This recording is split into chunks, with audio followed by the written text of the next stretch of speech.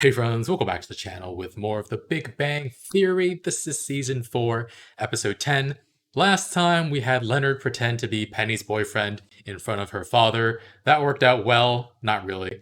But we also had Howard and Raj share their first kiss. So romantic. Oh my god. Anyway guys, if you want to watch the full reaction or you want to see episodes a week early, check out Patreon in the link in the description below. Otherwise, take a quick moment to leave a like and let's get started. Yes. Isn't the point of a communal meal the exchange of ideas and opinions? You just kind of put a damper on things when you said, the next person I see talking with food in their mouth will be put to death. What is the best number? There's only one correct answer. 2 or 11 have been my favorites. 318,008? Wrong. The best number is 73. Why? Nobody cares. No, just leave it alone. Leave it alone. 73 is the 21st prime number. Its mirror, 37, is the 12th. And its mirror, 21, is the product of multiplying, hang on to your hats, 3 and 7. 3. When you enter 5,318,008 in a calculator, upside Oh. down it spells boobies. There it is. That's the perfect number. Remember when you were wondering why the girls didn't want to eat with us tonight? Yeah, I get it now. Every time I have dinner with his mom, the next day I get jewelry. Did you know that the iconic Valentine's heart shape is not actually based on the shape of a human heart, but rather on the shape of the buttocks of a female bending over? Oh, that's where I know that shape from. Oh, Hey, Zack. how's it going? Hey, Zach, what are you doing here? My dad's company prints the menus for this place. Just dropping off some new ones laminated. Makes them easier to clean if people throw up on them. Can't argue with that. These are my friends, Bernadette and Amy. Hi. Hey. Who? Oh my. He's really cute. How do you know him? Oh, we went out a couple times. I'm often flummoxed by current slang. Does went out mean had intercourse? Yes. No. But yes. But in this case, yes. It just didn't really challenge me on an intellectual level. Couldn't you just fool around with him and then listen to NPR? Zach can't even spell NPR. He can't spell That's what I do with NPR. Howard. I'm much smarter than he is, but it's important to protect his manhood. Wow. Wow. Oh. Who? My heart rate is elevated, my palms are clammy. In addition, I keep involuntarily saying, who? Oh, we know what's causing that, don't we? I obviously have the flu coupled with sudden onset Tourette's syndrome. They were injecting rats with radioactive isotopes and one of the techs got bit. Did he get superpowers? Ratman? No, he got 5 stitches and a tetanus shot. Well, that's disappointing. Who'd want to become Ratman? Who wouldn't? You could zip through a maze and nothing flat, squeeze through really small holes, and shut down restaurants in a single bound. And the best part of it is, if How's that a hero? You could be my sidekick, Mouse Boy. Oh no. I wouldn't be the sidekick. You'd be the sidekick. Ratman is nobody's sidekick. Leonard, settle Oh, this. my The God. two of us, who's the obvious sidekick? Yeah, Leonard, who? It's Raj, but he's not gonna say. Aren't you slicing that man's brain a little too thin? It's too thin if I were making a foot-long brain sandwich at Quiznos. For examination under a 2-photon microscope, it's fine. We're just eating right next to the brain matter? If the correct way to do it is the wrong way, then I yield. Very well. If you die and donate your body to science, I promise to slice your brain like Canadian bacon. Thank you. Nice thick strips. I experienced some distressing symptoms last night, so I'm checking my vital signs every hour. I'd be happy to create a chart and participate in a differential diagnosis. Oh, that sounds like fun. Does it? What were the symptoms? Elevated heart rate, moist palms, dry mouth, and localized vascular throbbing. Oh my. Localized to what region? Ears and genitalia. Interesting. Not body parts that usually team up. Unless you're somebody in the ears. Penny's friend Zack stopped by and said hello, and I said, who? Who? Zack. Then why did you ask? Ask what? Who? Zack. All right, let's start over.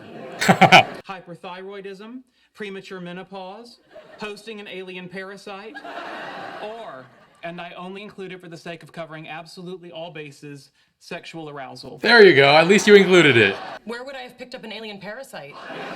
That's your question. What are you most afraid of? I don't know. Nuclear war? Accidentally being buried alive? Any of those movies where you get that phone call that says you're going to die, and then you do? Spiders! You're afraid of spiders. What the heck is this? Spiders. There's a big spider in it, of course. Bravery test. First one to take his hand out is the sidekick. Did you just smush the spider? It's a stupid test. Oh, really? It is. What if the Earth was in danger and the only way to save it was to stick your hand in a jar with a spider? What if the Earth is in danger and the only way to save it was to take a shower in the locker room and let other guys see you naked? Ooh. Come on, that's never gonna happen. And the spider thing will. Wow. How did you get so brave all of a sudden? It's easy. Spiders on your neck. Spider's crawling up your arm.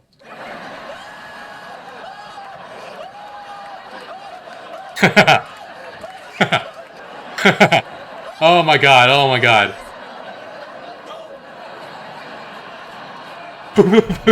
I am not going through menopause.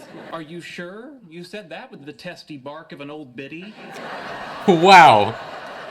I think we need to face the cold, hard truth. I was sexually aroused by Penny's friend Zack. Hey, we didn't rule out aliens Hang yet. on. I don't know that we've given the alien parasite hypothesis Yeah. a fair shake. I have genitals. I have the potential for sexual arousal. That Across does we not. all must bear. Okay. Does that mean you have? But what she said isn't true. And Spock finds himself drawn off the path of logic by feelings bubbling up from his human half. He suppresses them using the Vulcan mental discipline of Kolinar. Are you suggesting we live our lives guided by the philosophies found in cheap science fiction? Cheap science fiction? Calm, self, calm. What are you doing? Using Kolinar to suppress my anger at that last comment. Is it possible that your concern for me at this moment is motivated by nothing more than simple jealousy? I hadn't considered that. Give me a moment. I reject it. You reject it because you don't feel jealousy or because you are suppressing jealousy?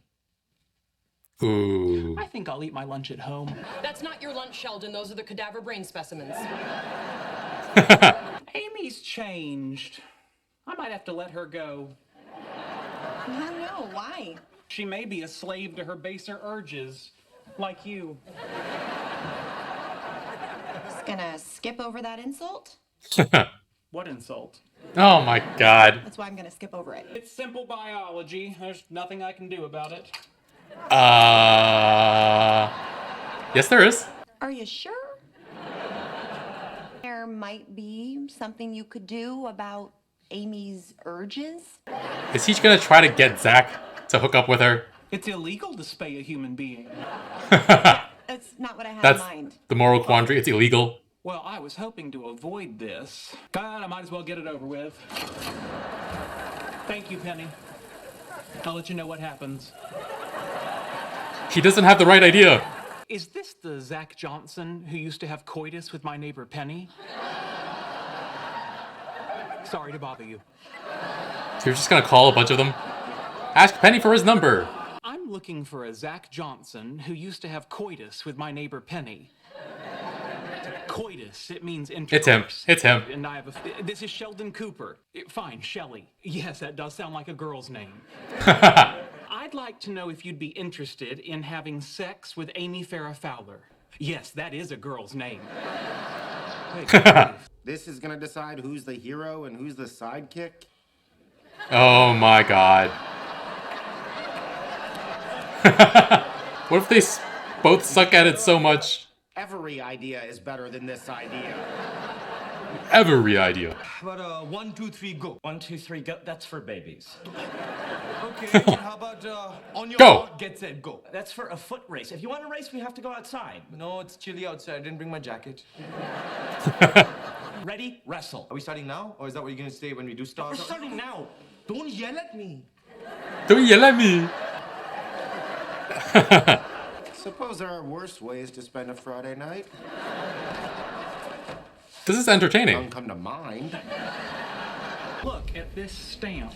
On what authority are they permitted to mutilate patrons as they enter? Mutilate. Are you sure this is Did he what say you yes? want to do? It's not what I want to do, it's what I have to do. Oh my. Go, Amy Farrah Fowler. Thank you, Sheldon. You're a good friend. Please don't drag this out. Here I stand before you, 130 pounds of raging estrogen, longing to grab hold of your gluteus Wow. maximus and make Shakespeare's metaphorical beast with two backs. Let him into your nether yaya. My gluteus, what?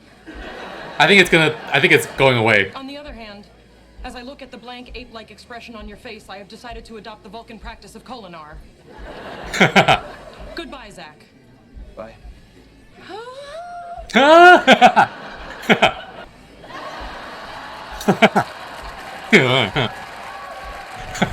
took a karate lesson when I was 11. How long have they been circling each other? Regular ninja by now if my mom could have arranged a carpool. Leonard looks so tired. Fellas, it's been 30 minutes. Nobody's touched each other. What are you doing? An experiment. Nope, nothing. Never mind. Wow. Nothing. He's taking a nap. It's only a matter of time before you fall into Rat Man's rat trap. You pathetic fool! You bloviating buffoon! You narcissistic nincompoop! You crimson coward! Oh, Leonard, wake up. You're missing some very excellent superhero quips. Oh my god. Funny little bit at the start of the episode about the perfect number. Sheldon insists that it's number 73 and will not accept any other answers. He's very frequently obsessed with finding the answer to so many things that don't just have one answer. Last time it was who's the bravest in the Marvel universe, and I think he said the person who checks Wolverine for prostate cancer. And personally, I've always liked the number 11, even before I became a football fan and Larry Fitzgerald became my favorite player. He wore number 11. Rest in. He's just retired. He's not dead. I'm just kidding. But I was gonna go watch him in a football game for the first time, and then COVID hit, and then he retired right after that. And so, yeah, never got my chance to see him in person. So sad. I also like the number 2, mostly because 1 is the loneliest number that you'll ever do. Anyway, Raj likes the upside down boobies number, which is very him. But yeah, a lot of the rest of the episode was about Raj and Howard trying to prove who is a superhero and who is the sidekick between the two of them. And they very arbitrarily find ways to try to settle it. Howard with the spider, like that's not a fair judgment since that's not a fair test since it's Raj's greatest fear and not Howard's. I don't know what Howard's greatest fear is. Maybe facing down all the women he's sexually harassed before? Though maybe not, because I don't think I've ever sensed much shame from him about that before. I mean, his greatest fear might be Bernadette finding out about how he's treated women in the past. Though that's not a disqualifying fear for being a superhero, I guess, but I don't know. I think I've always viewed Raj as a sidekick because of his inability to talk to women and his reliance on Howard for that. So maybe I feel like that's the main reason why I see them that way. But I think if they actually got around to fighting, though, Raj would win simply because greater body weight. Howard is just too skinny to have any force behind him. There's something to be said about technique for sure, but I don't think either of them have any. So the other part of the episode, though, we have a very interesting development with Amy. So apparently one key way in which she differs from Sheldon is that she experiences sexual arousal, though she doesn't recognize it as such from the get-go. It takes her a while to get there. That was not a euphemism.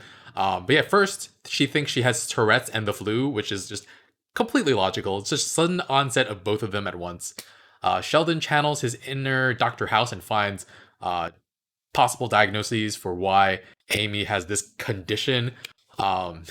One very confusing who and Zack conversation later. He finally arrives at the correct answer of sexual arousal, though he says that it's less likely than an alien parasite, which I don't know when she would have got that on her. But Amy eventually comes to the conclusion that it is sexual arousal. And I have a stomach, so I get hungry. I have genitals, so I have the potential for sexual arousal. I think in the moment I was a little iffy on that since there are people with genitals who don't experience sexual arousal, but she said she said potential, so that does, I guess, encompass asexual people as well. On the other hand, there are people without genitals who experience sexual arousal too, so it's not something to quibble over, just something that like I was thinking about while I was watching the episode. Anyway, Sheldon thinks about letting Amy go and just not be her friend anymore, but Penny instead suggests that he take care of her. And of course, Sheldon doesn't take that the way Penny meant it. He gets Zack to have sex with her as a way to satisfy her. And Amy's actually up for it. Who? And until Zack opens his mouth, though, his lack of intelligence just leads Amy to completely change her mind. It just shut off. The attraction shut off enough that it wasn't an option anymore.